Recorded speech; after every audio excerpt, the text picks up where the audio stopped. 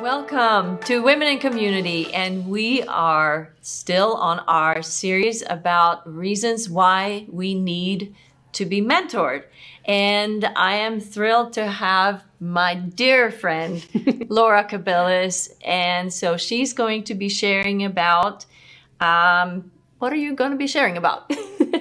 We wanted to talk just a little bit about how having a mentor in your life can really be such an encourager. Yes. Somebody that you have in your corner, like a coach, you know. I love it. And, there's lots of stories in the Bible of mentoring and discipling. Of course, they don't use the word mentor in the Bible. They usually talk about a disciple or a leader.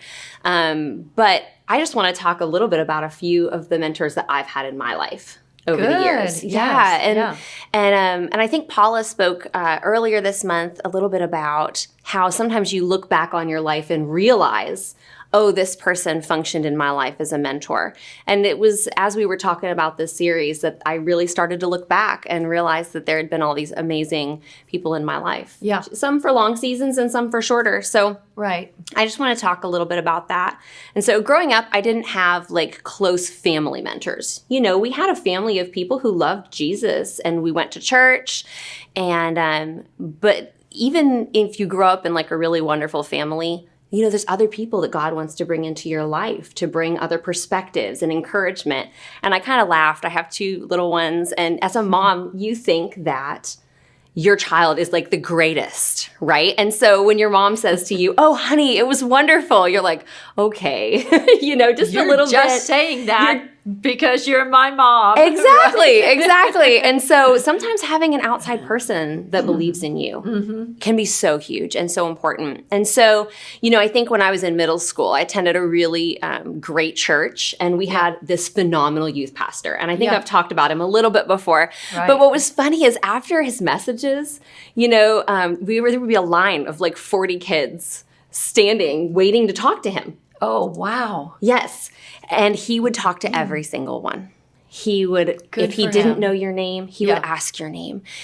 He would ask, what's going on in your life? How's your school? What's going on? And we would bring friends from school and they would just pour their heart out to this man. He was so welcoming and just so available to us that years later, when I had finished middle school, high school, and gone to college and gone off to Bible school, I would call him 2 or 3 times a year. Yeah. And just, hey, Pastor Mark, what's going on? And he would say, Laura, hey, are you running the place yet? And I would laugh. But he meant it. He didn't mean it, but he thought that I could do anything. Absolutely. Oh my gosh. He thought I could do anything. Invaluable. It was absolutely invaluable. And sometimes you need a mentor who can just believe in you and just tell you, you can do this. And you may need that in your life. Seek that out. So I was a senior in high school, and we were starting to think about going to college, right? Right. And my family wanted me to go to college nearby, and I really felt this drawing from the Lord to go somewhere else, to get out of state, to go out somewhere. I didn't know where to go. I had a lot of younger siblings. My family just wasn't really in a position to take me anywhere. This choir director, who I had come to be kind of close with, put me in her car and drove me 12 hours from Northeast Ohio to Springfield, Missouri. Oh my gosh. I have never heard that story. She did. She put me up at her daughter's house who lived in Springfield. Yeah. Took me to a college tour, walked me through the university. Wow. We took funny pictures all the way there, which, as a senior in high school was so fun. And then we went all the way back. And, when a lot of people weren't sure whether or not I had heard from God, she believed that I had heard from God. How meaningful that must have been to the younger you. Yes. Yeah. And not only the belief in me, but when the people around me couldn't make a way, she made a way. Yeah. And sometimes you need somebody in your life that'll make a way for you. Yeah. And she was that for me. That's so good. Yeah.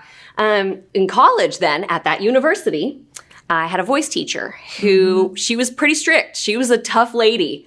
She was excellent, but she was a tough cookie. And she encouraged me to audition for a musical. There you go. And in high school and in middle school, I had auditioned for all the musicals and never got a role. I don't know if I was just too quiet. I don't know, but I just had it in me that I was not capable of doing it. And she wanted me to audition. Yeah. And I said, thank you, but no thank you. I also have a financial issue. I have to work in the evenings to pay my tuition. Yeah.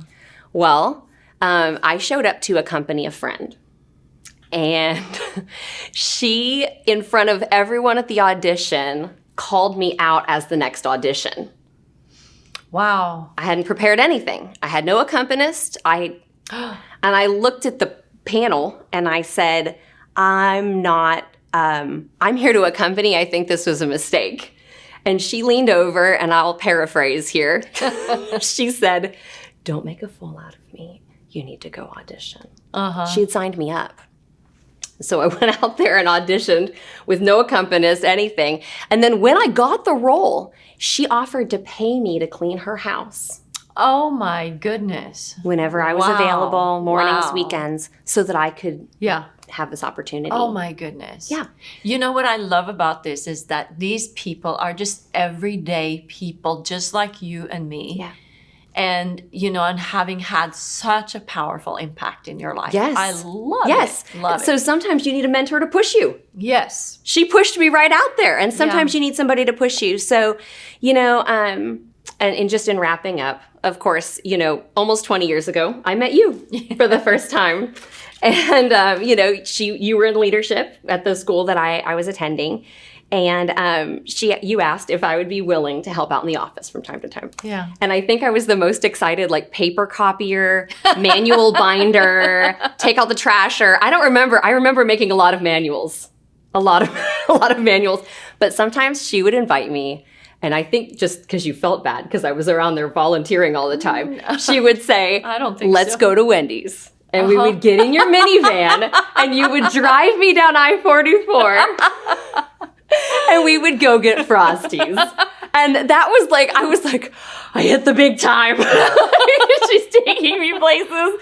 This is so, and then you would go on ministry trips with John. Yeah. With her husband, John. Yeah. And I would sit in the bench seat of the minivan and just pepper them with questions for hours. I remember that. And it was wonderful. The van. And I would sit in the middle of the bench seat so I could get right up between you. And I would just... This is true. Yeah, it's a true story. It really happened. I would just ask questions of doctrine and ministry and tell me about this and tell me about that. Good times, Laura. It was. Oh, it was beautiful times. Yeah. And so, just in wrapping up this whole series, if you don't have somebody that's pouring into your life, I just really encourage you to seek it out. And maybe it's somebody, like I think some of the ladies said earlier this month, who's already in your life, and sometimes we just don't realize what we have, but if you don't have someone, seek out. Pray, ask the Lord to put somebody in your life, because we all need an encourager. We all need a coach. We all need someone to push us from time to time and to drive us for hours while we ask them questions about doctrine and life and everything. And I believe it'll make a really huge difference in your life. And if you're in the Tulsa area, please reach out to us on our Facebook page or through our email address available on our website, and you can click any of the links under this video for access to that. We would love to connect with you and maybe even connect you with a mentor. So thank you for watching.